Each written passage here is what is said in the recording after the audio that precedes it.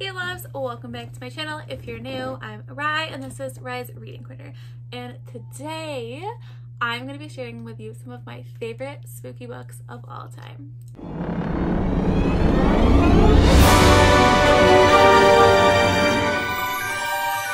Again, hello, I'm Rye and this is Rye's Reading Corner. If this is the first time you are ever seeing my face, or if you've not hit that subscribe button yet, I would really appreciate if you would do so. It's super easy and it really helps my channel grow. So as I said in my little intro, as you can tell also by the thumbnail, today I'm going to be sharing with you some of my favorite spooky reads. So you're probably like, Rye, why are we doing spooky books? It's only August. Well, one, for me, as soon as it hits August 1st, it is fall in my house, in my head, and I'm getting ready for Halloween.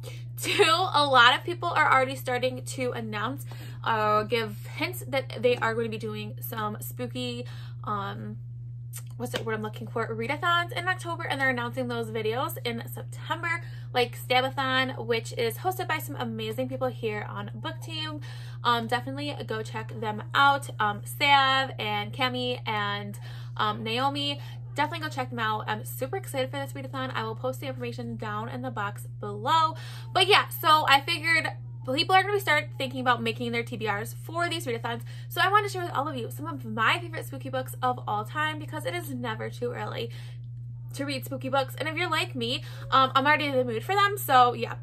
I'm going to break this book down into three different sections. I'm going to do adult spooky books, young adult spooky books, and then middle grade books. So first, we're going to start off with all of my adult spooky books.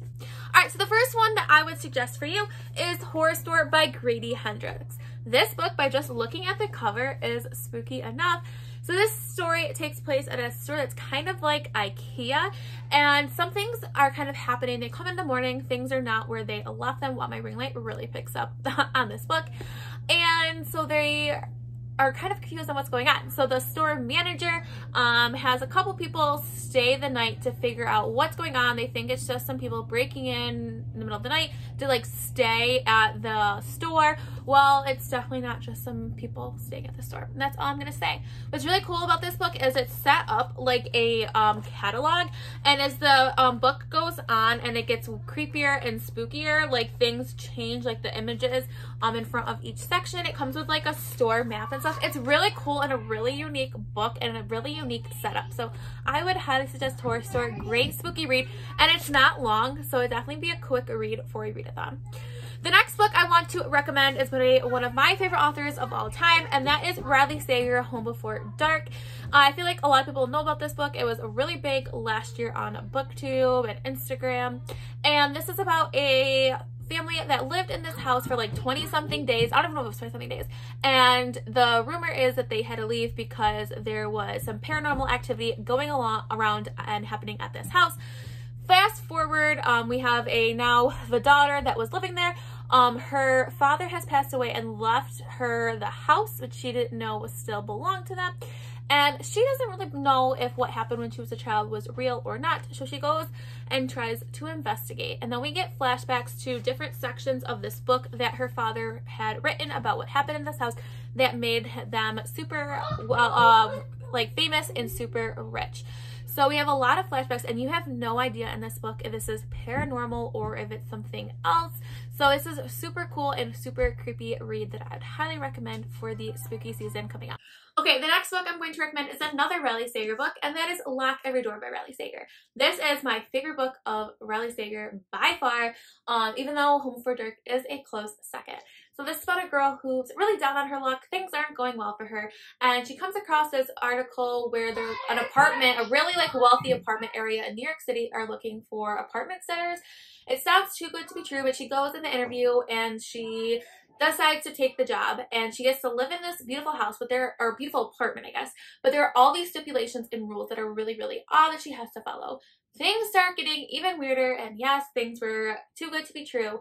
That's all I want to say, because this ending of this book took a direction that did not even cross my mind, and it was so beautifully written. And yeah, I love every second about this book. I highly recommend it. But yeah, totally took me off guard. Alright, the next one I want to recommend is another Grady Hendrix book, and this is the Southern Book Club's Guide to Slaying Vampires. So it says vampires right in the title, so obviously it's spooky. So it takes place, I believe it's in like the late 80s, early 90s, if I'm remembering correctly. And there is a group of like housewife ladies, suburban housewives, that are kind of bored, and they do a book club, and they meet together, they have the book club, but then this young, attractive man comes into their neighborhood and kind of weasels his way in to the book club. And they have this feeling that maybe he's not what he seems to be, and he's not for sure. And he's a monster, a very creepy monster who is attacking people. And it's spooky, and it's disturbing, and it's gross, and everything about it is just, yeah, that's all I'm gonna say. It's gross, but it's great all at the same time, if that makes sense. So I would highly recommend that one. All right, my next adult book that I would like to recommend for you is Turn of the Key by Ruth Ware. Ruth Ware, I think, definitely is very polarizing. There are people that love her writing, people that don't like her writing. I'm one that generally does like her writing. I think there are books that are stronger than the others. But overall, I think this book is well written. The ending wasn't my favorite, but other than that, I still gave it 4 stars, and I still recommend it to people. So we have our main character here is stumbled across this ad, and she's looking kind of for a new job, and it's to like be like a nanny for a really wealthy family. And in this house they live in, everything is like electronic, which is really kind of cool. And then which is, like, I'm trying to read the synopsis, but I don't want to spoil anything for you. But again, she doesn't know she's stepping into a nightmare, one that will end with a child dead and herself in prison waiting for a trial. And this like whole story is like her writing a letter to her lawyer. And again, we don't know a lot of this book if it's paranormal or not, which again makes it on the spookier side. Yeah, this book was crazy. I really, really enjoyed it. All right, the next and the last adult book I'd like to recommend to you is No Exit by Taylor Adams. So this is spooky in a different way, because we know it's not like anything that's like paranormal, but the spookiness of this is that things are happening, and it happens quick, and it's creepy, and it's scary, and it's very graphic in many ways, so definitely heads up on that. But this is about a story about a girl that is going home from college, and she stops at a rest stop. And when she's at the rest stop, it is a blizzard out, and she goes outside, and in the car next to her, she finds a cage with a young girl sitting in the dog cage. So there's that. And they're all snowed in at a rest stop with her and the kidnapper and other people. So this book is intense. I read this super quick. So again, another really good book for a creepy readathon. Even though it takes place with snowy-esque, I would still think it's a great book to read in the spooky season. Alright, so the next books we're going to move on to are my YA spooky recommendations. So the first one I'm going to recommend to you is The Lost by Natasha Preston. This book is messed up in the best way, and it is so disturbing. So this is about a town where teenagers are disappearing, and we have 2 girls that are kind of fed up because they don't feel like people are doing enough to find where all these missing kids are going. So they kind of take it into their own hands to start doing some investigation. They go into a party, and they meet these 2 older guys, and they're kind of attractive to them, and they invite them to go to another party with some older kids, and things don't go well there because they find themselves secluded in the middle of a privately owned forest in a like awful place where there are rooms that are torture rooms, and the kidnappers make them go to these rooms to test themselves if they can escape. That's all I'm gonna say. Off tangent, but this kind of reminds me, if you've ever watched Pretty Little Liars, where the girls are stuck in a bunker, and they're all in separate rooms, and they're like being tortured down there. This is kind of gives me those vibes. It is so disturbing. Like, this book is so disturbing, but it's spooky, and it is intense, and it's a really great read. So give it a shot. I would highly recommend it. Alright, the next book I want to recommend to you is Rules for Vanishing by Kate Alice Marshall. So this book is, again, spooky. I mean, just by the cover, there's like a ghost girl on there. And it's about Sarah, and her sister Becca has disappeared 1 year ago while she was searching for the ghost of Lucy Gallows.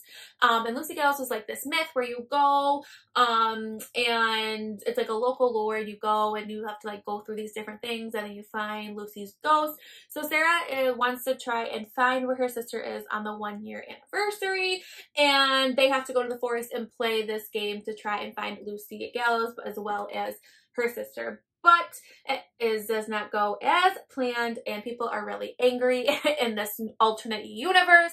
They have to like complete these different trials, and there's all these rules, and the story like blows your mind, and you're like, what the hell did I just read? It is good, it is spooky, it is disturbing at times, but yeah, I would highly recommend it. It was a fast read for me as well. Alright, the last two are part of the actual middle grade series that are quite creepy and spooky for a middle grade. And the first one is Small Spaces by Katherine Arden, and the sequel is Dead Voices. And the third one actually comes out tomorrow from the day that I am recording this. So this is a series about, again, a middle grade one. So we'll start off with Small Spaces. In Small Spaces, a group of kids are going on a field trip. But prior to that, our main character finds this weird notebook.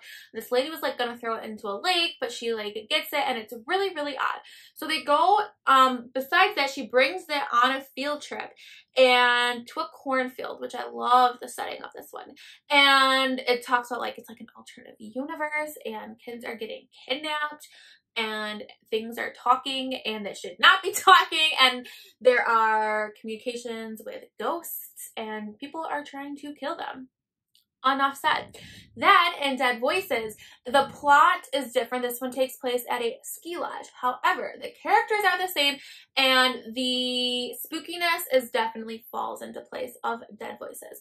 Small Spaces is my favorite just because I prefer the setting with the cornfield type thing. Definitely perfect for fall season, and then you can just go right into Dead Voices for like a wintry theme type thing if you're looking for. But yeah, and then the other one, it takes place in like water, I think. So that, like I said, the third one's coming out tomorrow from when I'm filming this. So these are just a few of my favorite spooky books. Some of them are spooky for different reasons. But yeah, so I hope you found some good recs going into spooky season when you start planning your TBRs for all those spooky readathons that will be coming up soon. And like I said, I have been reading spooky books all year long because spooky season for me is not just 1 month of the year. So if you have a favorite spooky book, or if you've read any of these ones, let me know down in the comments below. So if you want to take this crazy journey with me, please make sure you press that subscribe button. If you never want to miss any of my content, make sure you hit that notification button. If you want my friend on any of my other social media platforms, I am on TikTok, Instagram, and Twitter. All the information is linked down below. So stay kind, loves, and I'll see you next time. Bye!